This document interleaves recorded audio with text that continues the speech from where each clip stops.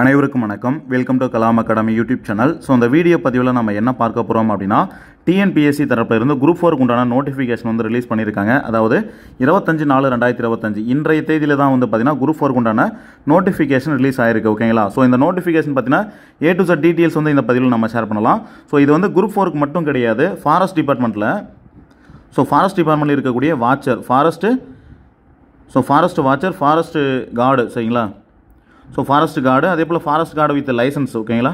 So forest card with licence, அதே போல் வந்து forester. So இந்த ஃபாரஸ்ட் டிபார்ட்மெண்ட்டுக்கு உண்டான நோட்டிஃபிகேஷனுமே இதிலே ஷேர் பண்ணியிருக்காங்க.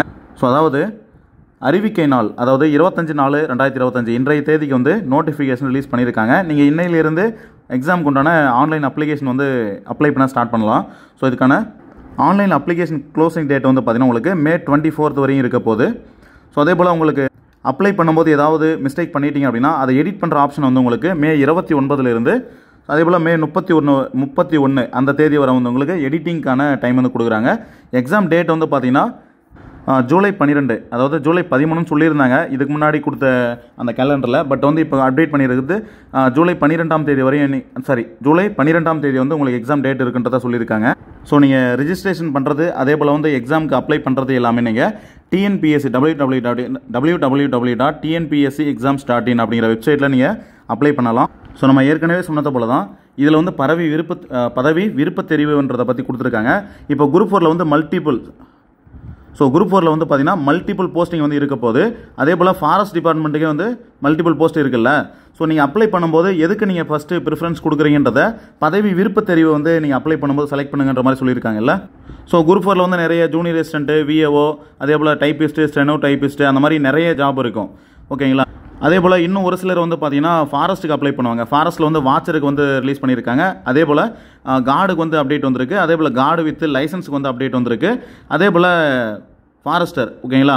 ஸோ அதுக்கான அப்டேட் வந்து வந்திருக்குல்ல. ஸோ இதுக்கு வந்து பார்த்தீங்கன்னா நிறைய பேர் ஃபாரஸ்ட் டிபார்ட்மெண்ட்டுக்கு வந்து எலிஜிபிள் ஆக மாட்டாங்க. ஏன்னா ஃபிசிக்கல் ரீதியாக ஒரு சிலர் வந்து எலிஜிபிலிட்டியாக இருக்க மாட்டீங்க. அதனால் வந்து அப்ளை பண்ணும்போது உங்களுக்கு குரூப் 4க்கு நீங்கள் அப்ளை பண்ணுறீங்க அப்படின்னா அதுக்கு தனியாக ஒரு இதுவும், அதே போல் வந்து ஃபாரஸ்ட்டுக்கு அப்ளை பண்ணுறீங்கன்னா அது செலக்ட் பண்ணணும். அதாவது பதவி விருப்பத் தெரிவுன்றதை பற்றி கொடுத்துருக்காங்க. அதாவது நான் வந்து ஃபாரஸ்ட் டிபார்ட்மெண்ட்டுக்கு வந்து நான் ப்ரிப்பேர் பண்ணலை, மற்ற குரூப் 4ல் வரக்கூடிய மற்ற போஸ்ட்டுக்கு மட்டும் தான் நான் அப்ளை பண்ணுறேன் அப்படின்னா நீங்கள் என்ன செலக்ட் பண்ணணும்? மேற்குறிப்பிட்ட பதவிகளுக்கு விண்ணப்பிக்க விருப்பம் இல்லாத தேர்வர்கள் வனக்காப்பாளர் உரிமத்துடன் கூடிய அந்த வனக்காவலர் பழங்குடியின இளைஞர், இது ஷெட்யூல் ட்ரைபு அல்லாத ஏனைய பதவிகள் என்ற விருப்பத்தினை தேர்வு செய்ய வேண்டும். நீங்கள் குரூப் 4க்கு மட்டும்தான் அப்ளை பண்ணுறேன், குரூப் 4ல் வரக்கூடிய போஸ்ட் மட்டும் தான் அப்ளை பண்ணுறேன்னா அதுக்கு ஒரு தனி ஆப்ஷனும், அதே போல் நான் வந்து ஃபாரஸ்ட்டுக்கு மட்டும்தான் நான் அப்ளை பண்ணுறேன் அப்படின்னா அதுக்குன்னு தனி ஆப்ஷன் இருக்கும். ஓகேங்களா? ரெண்டுத்தையும் செலக்ட் பண்ண சொல்கிறாங்க. எதுக்கு நீங்கள் இன்ட்ரெஸ்டடாக இருக்கீங்களோ அதுக்கு மட்டும் நீங்கள் அப்ளை பண்ணி எக்ஸாமுக்கு அப்ளை பண்ணு. ஸோ இதில் வந்து என்ன கொடுத்துருக்காங்கன்னா பதவிகள் மற்றும் காலி பணியிட விவரங்களை வந்து கொடுத்துருக்காங்க. கிராம நிர்வாக அலுவலர் இவருக்கு வந்து பார்த்தீங்கன்னா 10th குவாலிஃபிகேஷன் தான். இதில் வந்து வேகன்சி வந்து எவ்வளோ வந்திருக்குன்னா 215 வேகன்சி வந்திருக்கு. அதே போல் இளநிலை உதவியாளர் ஜூனியர் அசிஸ்டண்ட்டுக்கு வந்து பார்த்தீங்கன்னா 1621 வேகன்சி வந்திருக்கு. இந்த வேகன்சி எல்லாமே டென்டேட்டிவ் தான். ஸோ டென்டேட்டிவ் வேகன்சியை தான் அப்டேட் பண்ணியிருக்காங்க. ஸோ இதுக்கப்புறம் வந்து பார்த்தீங்கன்னா நீங்கள் கவுன்சிலிங் போகும்போதும் சரி, அதுக்கு அப்புறமும் சரி வேகன்சி இன்க்ரீஸ் பண்ணுறதுக்கான வாய்ப்பு இருக்குது. ஓகேவா? ஸோ அதே போல் ஜூனியர் அசிஸ்டண்ட்டில் வந்து மற்ற டிபார்ட்மெண்ட்டில் இருக்கக்கூடிய வேகன்சி தனியாக பிரித்து கொடுத்துருக்காங்க. ஸோ அடுத்து வந்து பார்த்தீங்கன்னா இளநிலை வருவாய் ஆய்வாளர், அதாவது ரெவன்யூ இன்ஸ்பெக்டர் அந்த ரேஞ்சில் வரவங்களுக்கு வந்து பார்த்தீங்கன்னா 239 காலி பணியிடங்கள் வந்து கொடுத்துருக்காங்க. டைப்பிஸ்ட்டுக்கு வந்து பார்த்தீங்கன்னா ஒரு 1099 வேகன்சி கொடுத்துருக்காங்க. ஸோ ஸ்டெனோ டைப்பிஸ்ட்டுக்கு வந்து பார்த்தீங்கன்னா ஒரு 335 வேகன்சி கொடுத்துருக்காங்க. ஸோ அடுத்து வந்து பார்த்தீங்கன்னா ஃபாரஸ்ட் டிபார்ட்மெண்ட்டுக்கு வந்து வனக்காப்பாளர், ஃபாரஸ்ட் கார்டுக்கு வந்து பார்த்தீங்கன்னா ஒரு 62 வேகன்சி, ஃபாரஸ்ட் கார்டுக்கு வந்து 62 வேகன்சி கொடுத்துருக்காங்க. அதே போல் ஓட்டுநர் உரிமத்துடன் கூடிய வனக்காப்பாளர் டிரைவிங்கில், அதாவது ஃபாரஸ்ட் கார்டு வித் லைசன்ஸுக்கு வந்து பார்த்தீங்கன்னா ஒரு 35 வேகன்சி கொடுத்துருக்காங்க. வனக்காவலருக்கு வந்து பார்த்தீங்கன்னா 71 வேகன்சி கொடுத்துருக்காங்க. அதாவது ஃபாரஸ்ட் வாட்சருக்கு, வனக்காவலர் பழங்குடியின இளைஞர்கள், ஸோ ஷெட்யூல் ட்ரைபில் வரவங்களுக்கு வந்து பார்த்தீங்கன்னா 24 வேகன்சி கொடுத்துருக்காங்க. அதே போல் வந்து தமிழ்நாடு வனத்தோட்டக் கழகத்தில் இருக்கக்கூடிய டிபார்ட்மெண்ட்டுக்கு வனக்காப்பாளருக்கு 15 வேகன்சியும் வனக்காவலருக்கு 50 வேகன்சி கொடுத்துருக்காங்க. ஸோ இந்த வேகன்சி எல்லாமே டென்டேட்டிவ் தான். ஓகேங்களா? ஸோ டென்டேட்டிவ் வேகன்சி தான் இது கொடுத்துருக்காங்க. ஓகேவா? ஸோ அதனால் வந்து குறைவான வேகன்சி தான் வந்திருக்குன்னு சொல்லிட்டு அப்ளை பண்ணாமல் விட்டுறாதீங்க. ஸோ கண்டிப்பாக நீங்கள் ஒரு யூனிஃபார்ம் சர்வீஸ் ஃபாரஸ்ட் எக்ஸாமுக்கு வந்து நான் படிச்சுட்டு இருக்கேன் அப்படின்னா இந்த வாய்ப்பை வந்து நீங்கள் தவற விடாதீங்க. ஸோ அதே போல் ஸ்போர்ட்ஸுக்கு உண்டான ரிசர்வேஷன் பற்றி கொடுத்துருக்காங்க, பார்த்துக்கோங்க. இந்த நோட்டிஃபிகேஷன் PDF தான் நம்ம டெலிகிராமில் ஷேர் பண்ணுறோம், நீங்கள் அங்கே பார்த்துக்கலாம். அப்படி இல்லாட்டி கீழே டிஸ்கிரிப்ஷனில் அஃபிஷியல் வெப்சைட்டோட லிங்க் கொடுக்குறோம், அதில் போய்ட்டு நீங்கள் டவுன்லோட் பண்ணிக்கோங்க. ஸோ ஏஜ் லிமிட் பற்றி கொடுத்துருக்காங்க பாருங்கள். மினிமம் ஏஜ் லிமிட் வந்து பார்த்தீங்கன்னா உங்களுக்கு 18 வயசு வந்து கம்ப்ளீட் ஆகிருக்கணும்னு சொல்லியிருப்பாங்க. விஏவுக்கு மட்டும், அதாவது விஏவுக்கு மட்டும் ஒரு 21 வயசு இருக்கணும். ஓகேங்களா, 21 வயசு இருக்கணும். மற்ற டிபார்ட்மெண்ட்ஸ் எல்லாமே மினிமம் 18 வயசுலேருந்து மேக்ஸிமம் நீங்கள் கொடுத்துருக்கக்கூடிய 10th கல்வி தகுதிக்கு மேலே நீங்கள் படிச்சிருக்கீங்கன்னா அந்த ஏஜ் லிமிட் அப்படிங்கிறது கிடையாது. ஓகேவா, ஸோ ஏற்கனவே சொன்னது போல தான் கிராம நிர்வாக அலுவலருக்கு வந்து மினிமம் ஏஜ் லிமிட் வந்து 21 வந்து உங்களுக்கு இருக்கணுன்றதை சொல்லியிருக்காங்க. ஸோ நீங்கள் மற்ற போஸ்ட்டுக்கெல்லாம் இருக்குது அப்படின்னும் போது மினிமம் ஏஜ் வந்து 18. ஓகேவா, மினிமம் ஏஜ் வந்து உங்களுக்கு 18. ஸோ மேக்ஸிமம் ஏஜ் லிமிட் வந்து பார்த்தீங்கன்னா 32 கொடுத்துருக்காங்க. இது வந்து பார்த்தீங்கன்னா நீங்கள் 10th குவாலிஃபிகேஷன் மேலே நீங்கள் படிச்சிருந்தீங்கன்னா இந்த லிமிட்ன்றது கிடையாது. அடுத்து வந்து பார்த்தீங்கன்னா மாற்றுத்திறனாளிகள், அதாவது டிசேபிள் பர்சன்ஸுக்கு வந்து பார்த்தீங்கன்னா மேக்ஸிமம் ஏஜ் வந்து 42ன்றதை கொடுத்துருக்காங்க. ஸோ எக்ஸ்ஆர்மிக்கு வந்து பார்த்தீங்கன்னா 50ன்ற மாதிரி கொடுத்துருக்காங்க மேக்ஸிமம் ஏஜ் லிமிட். ஸோ அடுத்து டிஸ்ட்ரிபியூட் விடோவுக்கு வந்து பார்த்தீங்க அப்படின்னு மேக்ஸிமம் ஏஜ் லிமிட் வந்து 37 வந்து கொடுத்துருக்காங்க. ஸோ அதே போல் வந்து பார்த்தீங்கன்னா பிசி முஸ்லீம், எம்பிசி, ஸோ அதே போல் எஸ்சிஏ எஸ்டிக்கு வந்து பார்த்தீங்கன்னா ஏஜ் லிமிட் வந்து கொடுத்துருக்காங்க பாருங்கள். கிராம நிர்வாக அலுவலருக்கு வந்து மினிமம் ஏஜ் 21 அப்படிங்கிற மாதிரி கொடுத்துருக்காங்க.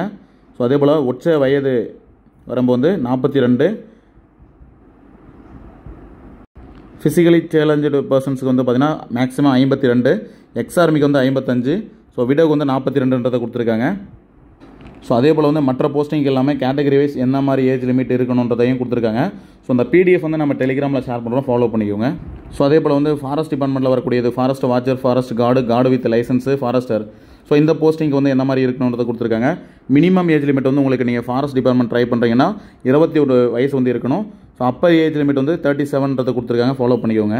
ஸோ அதாவது ஃபிசிக்கலி சேலஞ்சடாக இருக்கக்கூடியவங்க வந்து ஃபாரஸ்ட் எக்ஸாமுக்கு அப்ளை பண்ண முடியாதுன்றதை சொல்லியிருக்காங்க. ஸோ எஜுகேஷனல் குவாலிஃபிகேஷன் பற்றி கொடுத்துருக்காங்க. கிராம நிர்வாக அலுவலர், அதே போல் வந்து இளநிலை உதவியாளர், ஸோ இந்த அதாவது விஏஓ ஜூனியர் அசிஸ்டண்ட்டுக்கு எல்லாமே மினிமம் வந்து உங்களுக்கு குறைந்தபட்ச பொதுக்கல்வி தகுதி கட்டாயம் பெற்று இருக்க வேண்டும்னு சொல்கிறாங்க. இந்த எக்ஸாமுக்கு வந்து 10th குவாலிஃபிகேஷன் அப்படிங்கிறதுனால ஸோ நீங்கள் 10th முடிச்சிருந்தாலே இதுக்கு எலிஜிபிள் ஆவீங்க. ஸோ அதுபோல் தான் ஒவ்வொரு போஸ்ட்டுக்கும் எந்த மாதிரி குவாலிஃபிகேஷன் இருக்கணுன்றதை கொடுத்துருக்காங்க, செக் பண்ணிக்கோங்க. ஸோ ஃபாரஸ்ட் டிபார்ட்மெண்ட்டுக்கு வந்து ஃபிசிக்கல் டீட்டெயில்ஸ் வந்து கொடுத்துருக்காங்க பாருங்கள். மென் கேட்டகரி, அதாவது ஸோ எஸ்டி தவிர்த்து இருக்கக்கூடியவங்களுக்கு மினிமம் ஹைட் மென்னுக்கு வந்து 161 சென்டிமீட்டர். அதே போல் விமன் மற்றும் திருநங்கைகள் தேர்ட் ஜெண்டர் வந்து பார்த்தீங்கன்னா ஒரு 150 சென்டிமீட்டர் மினிமம் ஹைட் இருக்கணும். அதே போல் எஸ்டி கேண்டிடேட் அந்த பட்டியல் பழங்குடியினரில் வரவங்களுக்கு வந்து மினிமம் ஹைட் மென்னுக்கு வந்து 152. ஸோ மினிமம் ஹைட்டு பெண்கள் மற்றும் திருநங்கைகளுக்கு 145 ஹைட் வந்து இருக்கணும். அதே போல் செஸ்ட்டு மென்னுக்கு மட்டும் வந்து பார்த்தீங்கன்னா மென்னு அண்ட் உமன் ரெண்டு பேருக்குமே மென்னுக்கு வந்து பார்த்தீங்கன்னா 79 சென்டிமீட்டர் மினிமம் இருக்கணும் செஸ்ட்டு நார்மல், அதாவது இயல்பு நிலையில். அதே போல் வந்து ஃபீமேலுக்கு வந்து ஃபீமேல் மற்றும் திருநங்கைகளுக்கு வந்து 74 சென்டிமீட்டர் இருக்கணும். அதே போல் மினிமம். அதே போல் மூச்சு உள்வாங்கிய நிலையில் எக்ஸ்பென்ஷன் வந்து பார்த்தீங்கன்னா அதிலிருந்து 5 சென்டிமீட்டர் வந்து உங்களுக்கு அதிகமாக இருக்கணுன்றத சொல்லியிருக்காங்க செஸ்ட். ஸோ அதே போல் தேர்வு முறை திட்டம் எக்ஸாம் பேட்டர்ன் வந்து எப்படி இருக்குன்றதை சொல்லியிருக்காங்க, செக் பண்ணிக்கோங்க. ஸோ வந்து டோட்டலாக 100 கொஸ்டின் இருக்கும். டோட்டலாக வந்து 200 கொஸ்டின் இருக்கும் 300 மார்க்குக்கு. ஓகேவா. ஸோ தமிழ் தகுதி தேர்வு மற்றும் மதிப்பீட்டு தேர்வு வந்து 100 கொஸ்டின் கேட்பாங்க 150 மார்க்குக்கு. பொது அறிவில் 75 கொஸ்டின் கேட்பாங்க. அதே போல் திறனறிவு மற்றும் மனக்கணக்கு இதில் வந்து பார்த்தீங்கன்னா மென்டல் ஆட்டிடியூட்டில் வந்து பார்த்தீங்கன்னா ஒரு 25 மதிப்பெண் கேட்பாங்க. ஸோ டோட்டலாக 100 கொஸ்டின் 150 மார்க்கு. ஸோ ஒரு கொஸ்டினுக்கு வந்து பார்த்தீங்கன்னா 1.5 மார்க் அப்படிங்கிற மாதிரி இருக்கும். டோட்டலாக 200 கொஸ்டினுக்கு 300 மார்க் கொடுப்பாங்க. ஸோ குறைந்தபட்ச மதிப்பெண் வந்து பார்த்தீங்கன்னா 90. ஸோ இதை எடுத்தால் தான் நீங்கள் வந்து பாஸ் அப்படிங்கிற கேட்டகரியில் வருவீங்க. பட் பாஸ் பண்ணால் போதாது, கட் ஆஃப்குள்ளே வரணும். தேர்வின் வகை வந்து பார்த்தீங்கன்னா அப்ஜெக்டிவ் டைப்பில் தான் இருக்கும். ஓஎம்ஆர் மூலிமா கண்டக்ட் பண்ணுவாங்க. ஸோ ஓஎம்ஆரில் ஒரு சில அப்டேட் பண்ணி இப்போ ரீசெண்டாக ரிலீஸ் பண்ணியிருக்காங்க, அதையும் நீங்கள் ஃபாலோ பண்ணிக்கோங்க.